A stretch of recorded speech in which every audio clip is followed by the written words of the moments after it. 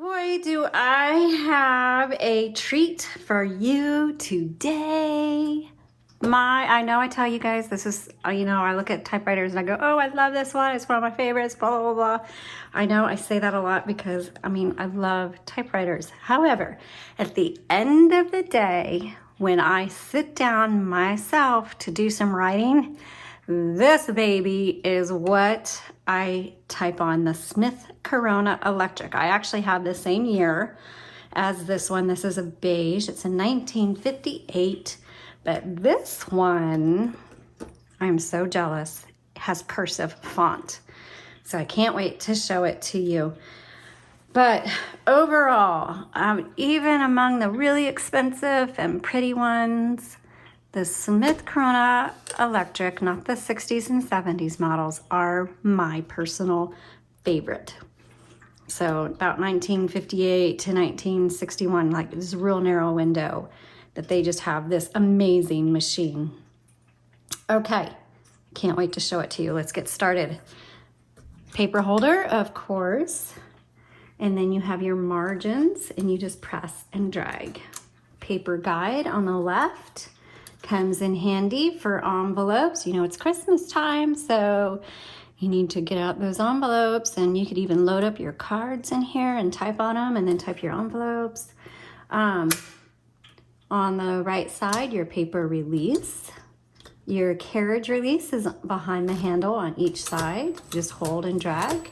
Remember, the carriage is only going to go as far as you have your margins set. The bell is there, but it is pretty faint, just so you know. Now the tabs, some of these, the tab settings are behind there, but not so on this one. Down here, you hit your tab, this is your tab, and you do clear and set right here. You'll also find your color selector. So make sure it's just firmly on the black or the red. The white is stencil, it won't do anything. You won't be able to type on it. So if you have issues, there's a couple things you always check before you panic, is make sure your color selector is firmly on one of the colors, and two, your ribbon, which we will talk about right now. So you just pop open the top, and inside you'll see ribbon spools. Now this is a universal ribbon. This is not the original ribbon that came with the typewriter.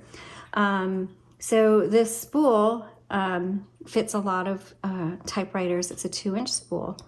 It has two colors, black on top, red on bottom. When it is time to change, make sure you thread it through the guide wires properly. And I have taken an up-close photo of this. And if you go to the link in the description below, the product listing, and click on that, you'll see photos of the typewriter and up-close photos of this that you can use for reference. Feel free to save that and keep that handy if you have a Smith Corona Electric like this one. Okay, so this is the escapement, your ribbon spools. Now this ribbon in the spools is not that long, but there's a lot of ink in that ribbon. So when you get to the end of the spool, your typewriter is gonna like lock up on you, or the keys will bunch up, or it'll feel really tough, or your font's gonna be faint. Always be aware and pay attention to that, and stop. Check your ribbon and reverse the direction if you need to. And the way you reverse the direction is this little lever right here. And that reverses the direction of your ribbon. You should be able to reverse the direction on this dozens of times before you need to replace it. Like I said, I have this exact typewriter, and I probably reverse the direction a good 50 times before I have to change my ribbon. And I use this same ribbon, okay? So just keep that in mind. Okay, let's close that. Now this is your on-off switch, and then this is like your touch selector, which means it determines how hard these strike bars are gonna hit the paper, and you can just adjust that to your personal preference. Let's go ahead and bring the carriage to center. And oh, one more thing. On the left side of this carriage, when you hit the return handle, it's gonna advance either 1, 2, or 3 lines. That's your line selector. So however you want to do that. I write books on mine, and so I like to do 2 to 3 line spacing because I can take notes in between the lines. So however you need to use it. Okay, let's go ahead and turn this on and do some typing.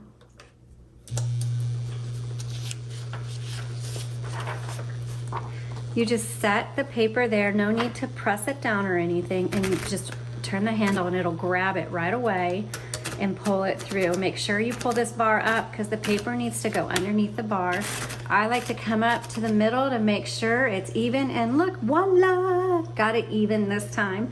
But if I didn't, you just, here's your paper release lever, and that releases the tension so I can move that. All right, let me double check my margins. Looking good. I want to bring it in a little bit. I like to have narrow margins for my demos so we can talk about the margin release. Okay, and I'm gonna move the paper guide. So even though you line up next to the paper guide, sometimes when you load it, it'll end up on top of that guide, and so sometimes you need to press that over. Okay. Oh, I love how these keys feel. Are you ready? You barely have to touch. And oh, look how pretty this is. You guys, I'm so jealous. Let's do the symbols. Wow. I'm gonna increase that a little bit.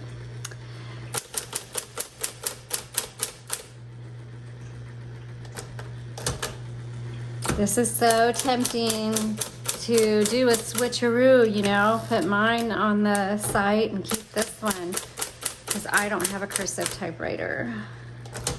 But I've had mine a while now, so it's kind of like, you know, mine. I would feel like I'm giving up a pet dog or something if I traded it out, but okay. I'm gonna stop drooling long enough to finish this typing demo. So the Smith Corona Electrics, you hardly need to touch the keys. I have small hands. I'm the size of like a 12-year-old. I mean, they like to remind me that they're taller than me. So I have really tiny hands. And so the reason I like it is because I can type on it so easily. So even though this is a more expensive typewriter, especially with it being cursive, for those of you who are beginners or you have kids that are serious about writing and they're going to take care of stuff, this is an excellent typewriter for them because it really has that vintage look, but it's also electric and it's actually easier to type on than the 60s and 70s models. Okay, I'm gonna have to stop talking. There's so much I love about this typewriter.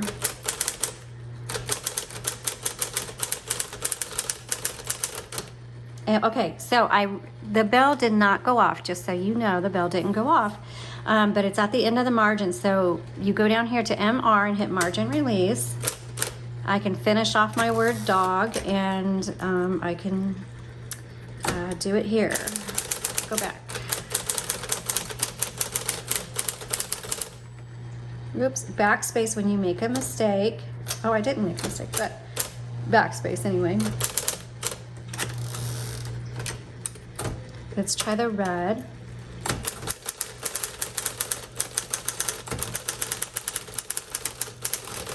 Okay, so the bell is not working when you're typing. I don't know why it worked when we were doing the thing. So just so you know, margin release.